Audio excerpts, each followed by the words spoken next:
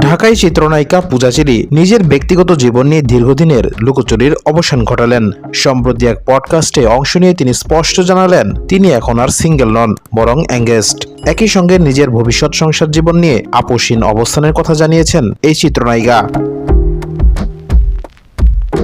সম্প্রতি এক পডকাস্টে পূজা চেরি বলেন, আমি এঙ্গেজড। এই প্রথমবার আমি এটি প্রকাশ্যে বললাম।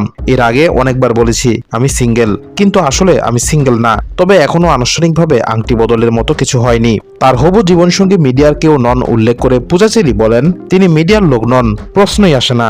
আমি যে পেশায় আছি এই পেশার মানুষকে আমি বিশ্বাস করতে পারি না।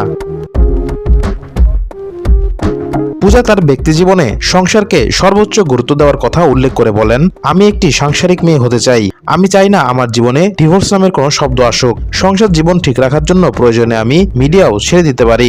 অভিনয় আমার শখ এবং ভালোবাসার জায়গা। এখানে আমার ও আমার মায়ের অনেক স্ট্রাগল আছে, কিন্তু সংসার বাঁচানোর জন্য আমি এটি ছাড়তেও প্রস্তুত।